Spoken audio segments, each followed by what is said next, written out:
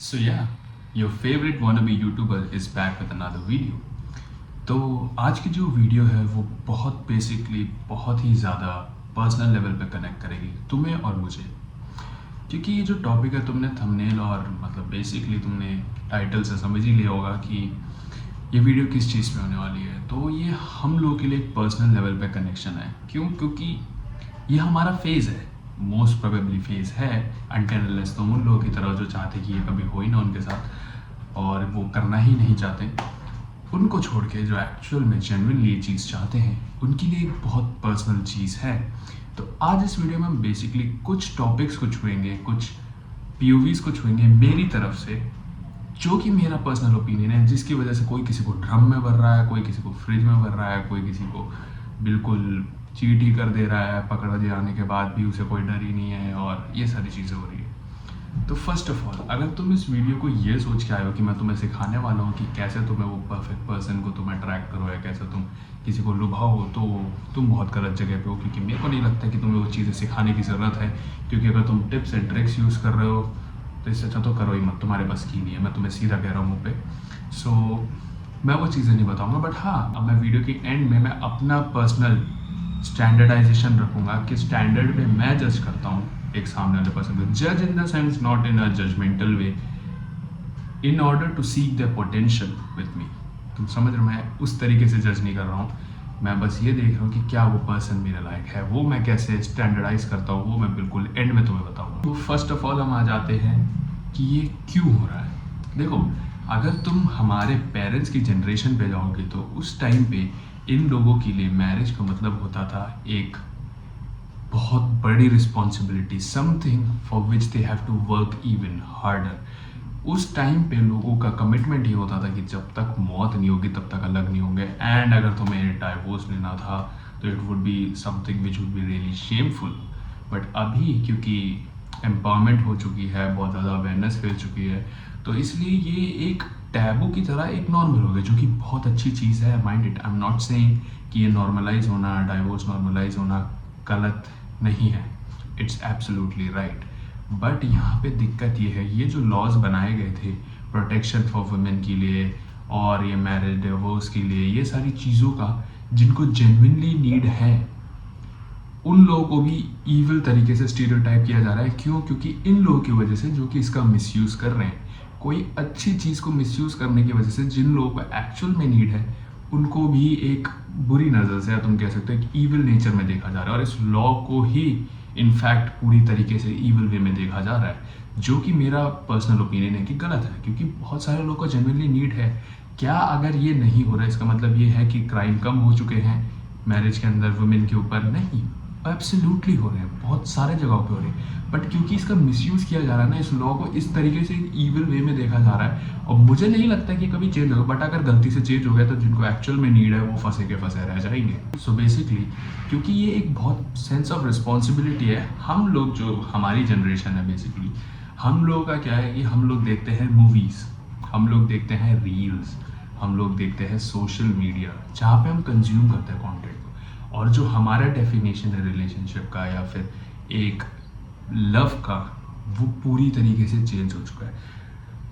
अगर मान लो, मैं तुम्हें एक एग्जांपल देता हूँ, ये लड़कों के लिए एग्जांपल है। अगर तुम्हारे दोस्त के पास एक बाइक है, ठीक है, और तुम्हें पता है तुम्हारा दोस्त उस बाइक की केयर करता है, उस बाइक से प्यार करता है, उसके लिए बहुत क्लोज है वो बाइक, तो क्या वो बाइक का ध्यान रखेगा? क्या वो हमेशा उसे साफ करेगा? क्या वो सारी रिस्पॉन्सिबिलिटी लेने के लिए तैयार होगा कि भाई जिसे चलानी नहीं आती उसे नहीं देंगे हम, या फिर इसकी केयर करेगा कि इसे कुछ ना हो?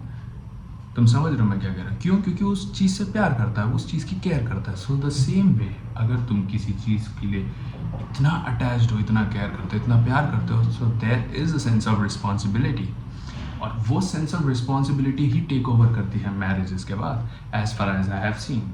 देखो, बहुत सारे लोग हैं जो 40-50 के एज में आ जाते हैं, जिनके बच्चे छोड़ के चले जाते हैं, उसके बाद उन्हें रियलाइज़ होता है कि शिट, हमारे बीच में तो रोमांस है ही नहीं। बट तुम ये देखो, अगर उसके बाद भी वो डाइवोर्स ले रहे हैं तो उस पीरियड में उन्हें क्या रखा साथ में? वो है सेंस ऑफ रिस्पॉन्सिबिलिटी। बट अगर तुम सेंस ऑफ रिस्पॉन्सिबिलिटी और लव दोनों को डिटैच कर दो, then there is a problem. जैसे कि मैं क्रिश्चियन हूँ, ओके, सो मेरा पर्सनल ओपिनियन जो है, अगर मैं गॉड से लव करता हूँ, if I love God, then I would technically hate sin because I care for him, I care for his feeling, he cares for me. So whatever hurts him or is bad for him is what is against my will as well as his will. तुम समझ रहे हो मैं क्या कह रहा हूँ?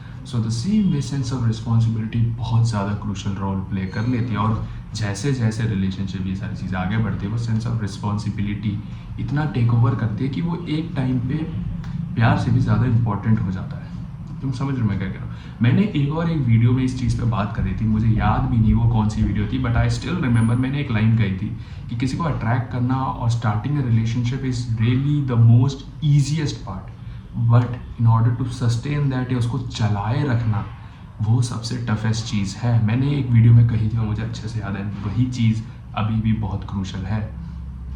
तुम किसी के साथ रिलेशनशिप में आ जाओ, तुम किसी के साथ मैरिज कर लो, it's completely fine, but in order to sustain that, उस चीज़ को सस्टेन करके रखना, उस चीज़ को चलाना वो बहुत मुश्किल है। और वो क्यों है पता है? क्योंकि तुम लोगों के दिमाग में जो आइडियलाइजेशन भरा गया है रिलेशनशिप और प्यार को लेके, वो है बेसिकली हनीमून पीरियड का। हनीमून से मेरा लिटरल सेंस ऑफ हनीमून नहीं है, वो भी होता है बहुत लोगों के लिए और वो भी बहुत वैसा है, वो मैं कवर करता हूँ, अभी रुक जाओ। बट बेसिकली मेरा हनीमून पीरियड से मतलब ये है कि हमें जो पिक्चरों में दिखाया जाता है कि कॉन्स्टेंटली सरप्राइजेस, कॉन्स्टेंटली कहीं घूमने जा रहे हैं, कॉन्स्टेंटली मज़े मार रहे हैं, तो इससे क्या होता है हमारे दिमाग में आइडियलाइजेशन बन जाती है कि आइडियल रिलेशनशिप ऐसा ही होना चाहिए कि कांस्टेंट डोपामिन हिट होने चाहिए, कांस्टेंट कुछ होता रहना चाहिए, बहुत हैपनिंग होनी चाहिए। But you need to realize कि रिलेशनशिप का बेसिक आधार स्टिलनेस और कामनेस है। वो जो साइलेंस है वहीं पे तुम एक्चुअली कंपैटिबल हो पाते हो। अगर तुम कॉन्स्टेंटली घूमने जा रहे हो, कहीं कॉन्स्टेंटली कहीं बाहर जा रहे हो, तुम सोच रहे हो कि यही तो है मेरा आइडियल रिलेशनशिप, तो उस डोपामिन हिट के दौरान तुम काम कर रहे हो, तुम एक्चुअली वो कामनेस एक्सपीरियंस नहीं कर पा रहे हो, और जैसे वो कामनेस आएगी तुम्हें लगेगा तुम बोर हो गए हो, इट्स बोरिंग।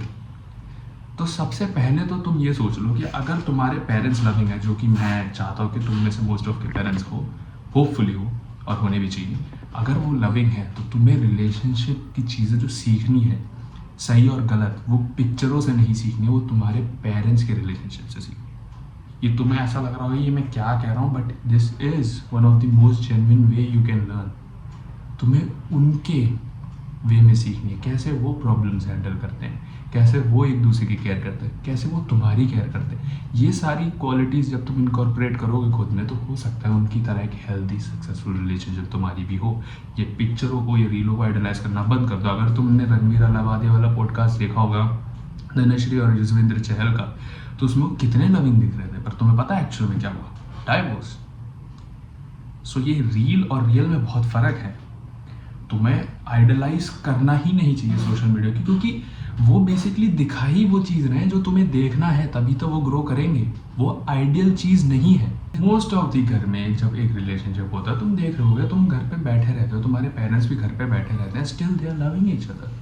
पर पिक्चरों में क्या दिखाते हैं? कॉन्स्टेंट बाहर घूमना, कॉन्स्टेंट कलेश होना, कॉन्स्टेंट। तो ये डोपामिन हिट है क्या एक्चुअल रिलेशनशिप? तुम सोच के देखो। वो तुम्हारा एक आइडियल माइंडसेट किया जा रहा है, वो दिखा के, बट वो एक्चुअल नहीं है। तुम समझ रहे हो मैं क्या कह रहा हूँ? दूसरी चीज़ मैं जो कहना चाहता हूँ वो है न्यूक्लियर फैमिली के बारे में। देखो, मेरी खुद की एक न्यूक्लियर फैमिली है, मैं, पापा, मम्मी और मेरी बहन, हम साथ रहते हैं।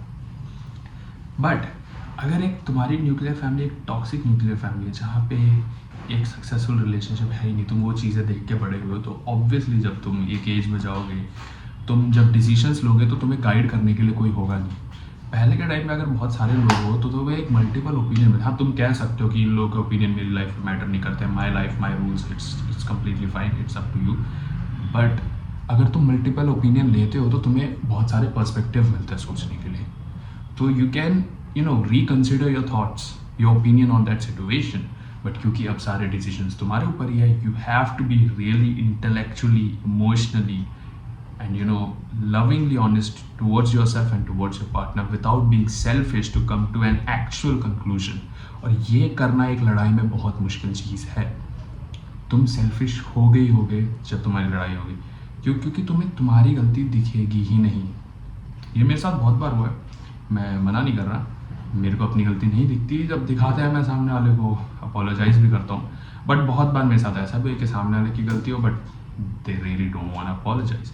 But at the same time मैं उन्हें like I just forgive them, because it's them who are doing that. अगर कोई और करे तो it's I forgive them because they are someone close to me and they are doing that to me. But मुझे नहीं लगता कि तुम भी ये चीज़ कर सकते हो. अगर नहीं कर सकते हो तो भाई आग बंद करके क्राइस्ट को बोलो, क्राइस्ट प्लीज़ मुझे फॉरगिव करने की शक्ति दो, जैसे आप मुझे फॉरगिव करते हो. मैं तो बेसिकली यही करता हूँ. So what I mean to say is you need to reconsider your situations and your thoughts on that particular situation without being selfish. ये बहुत important है, ये चीज़ दिमाग में बिठा लो. Now let's talk about the next thing, जो कि finally है कि ये चीज़ें हो क्यों नहीं. बेसिकली मैं अपने जनरेशन के हिसाब से बात कर रहा हूँ. मैं ये बिल्कुल भी प्रीवियस जनरेशन के हिसाब से बात नहीं कर रहा, क्योंकि प्रीवियस जनरेशन का तुम देख रहे हो सिनेरियो कितना वर्स हो रहा है.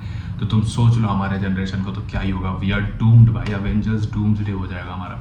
तो बेसिकली हमारी दिक्कत यह है कि हम भाग रहे हैं ब्यूटी स्टैंडर्ड्स के पीछे. तुम में से बहुत सारे लोग मेरे चैनल पे इंट्रोड्यूस हुए होंगे लुक्स मैगजीन के थ्रू. तो लुक्स मैगजीन में बेसिकली हमें यही सिखाया जाता है कि looks are everything. But I would tell you कि looks are just the starting point. तुम एक बहुत 10 on 10 अट्रैक्टिव पर्सन के साथ रहोगे तो स्टार्टिंग में उसकी लुक्स बहुत मैटर करेगी, बट फिर तुम उससे यूज टू हो जाओगे. वो उतना प्रभावशाली नहीं रहेगा तुम्हारे लुक्स उसकी. You will get used to it. Okay, so basically अगर तुम अपना एक पोटेंशियल पार्टनर लुक्स के बेसिस पे चुन रहे हो, सिर्फ लुक्स के बेसिस पे, कैसा वो दिख रहा है, कैसे उसकी सोशल वैलिडेशन है, कैसे वो तुम्हें एक हाई फील कराएगा अपने स्टेटस में दूसरों के सामने, then you are doomed. You are really doomed. और यही रियलिटी है टीनेज रिलेशनशिप की. मुझे अगर एक 10 on 10 लड़की चाहिए, वो इसलिए नहीं है कि मैं उसे डिज़र्व करूँ या वो मुझे डिज़र्व करे. वो इसलिए है क्योंकि मेरे को अपने दोस्तों के साथ अच्छा फील होगा. मैं कुछ लोगों के पास जाऊँगा, वो इतनी खूबसूरत है कि लोग उसी को देख रहे हैं, वो चाहते होंगे, but still she is mine. That what satisfies my ego. वो मेरी ईगो को सेटिस्फाई कर रहा है और यही मुझे चाहिए.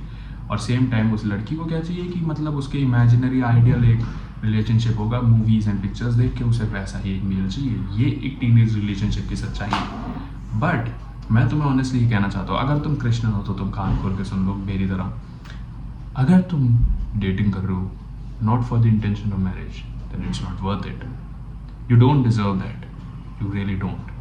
बट अगर तुम एक्चुअली जेन्युइनली मैरिज के लिए डेटिंग कर रहे हो, then you genuinely want to build a connection, तो मैं तुम्हें एक स्टैंडर्ड दे देता हूँ जिससे मैं जज करता हूँ. और फिर से कह रहा हूँ, जज का मतलब वैसे जज नहीं करता, कंपैटिबिलिटी के लिए.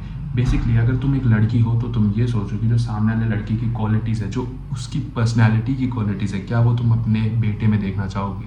और अगर तुम एक लड़के हो तो उसके अंदर जो क्वालिटीज़ है, उस लड़की के अंदर जो क्वालिटीज़ और एट्रीब्यूट्स है, क्या वो तुम अपनी बेटी में देखना चाहोगे. और अगर इसका जवाब ना है या तुम कतराते हो इसका जवाब पाने से भी, तो तुम समझ जाओ कि वो पर्सन तुम्हारे लिए सही नहीं है लॉन्ग टर्म में. हाँ, can person change over time? They can, but you cannot change them. Remember that. कोई भी बंदे को तुम चेंज नहीं कर सकते until unless he wants to be changed. मैं यहाँ 15-20 वीडियो बना दूँ, इसका मतलब ये नहीं कि तुम चेंज हो गए वो वीडियो देख के. until unless you want to be changed, it's your conscious decision to be changed. So basically तुम इस स्टैंडर्ड से देख सकते हो, and if you want to take a chance you can, but always remember, never use someone for just their body. तुम समझ रहे हो? We are created in the likeness of God. हमें गॉड ने अपने इमेज में बनाया, so he has put an innate value in each person. So you need to value that person in the way God has created him in his own image. तुम उसे डिसवैल्यू नहीं कर सकते. तुम समझ रहे हो? It's a sin. I repeat for all the Christian brothers and sisters who are watching my video, and I hope इससे तुम्हारी मदद हुई होगी. और अगर तुम डिसएग्री भी करते हो तो कमेंट से बता देना. और बहुत सारी चीज़ें मैंने भी गलत बोली थी क्योंकि मेरे को भी इसका एक्सपीरियंस नहीं है. It's as far as I can think और कॉम्प्रीहेंड द सिचुएशन. मेरा दिमाग यहीं तक चल रहा है फिलहाल. So that's what I touched upon in this video. So agreement disagreement सब कुछ कमेंट सेक्शन में कर देना, बट बी रिस्पेक्टफुल. किसी को भी हेट नहीं देना है, ठीक है? सब प्यार से रहो एक दूसरे के साथ. एंड ऑलवेज रिमेंबर, मैं अपनी ऐसी वीडियोज़ के एंड में बहुत इम्पॉर्टेंटली ये चीज़ कहना चाहता हूँ कि to never believe what I say to be completely true और it to be a fact. Rather put it on the scale of what your parents have taught, what your scripture says, what God has taught, your moral values. उसको उसकी weighing balance में वे करो, and जो तुम्हारे लिए positive है, जो अच्छी चीज़ें हैं वो सीख लो मेरे से. जो मेरे में नेगेटिव है, जो बुरी चीज़ है, उसको कम्प्लीटली डिसरिगार्ड कर दो. I don't want influence anybody in a wrong way. मैं अपने प्रेयर्स में भी यही कहता हूँ रात को कि मैं किसी को भी गलत वे में इन्फ्लुएंस नहीं करना चाहता. And yeah, I will meet you guys in the next video. Till then,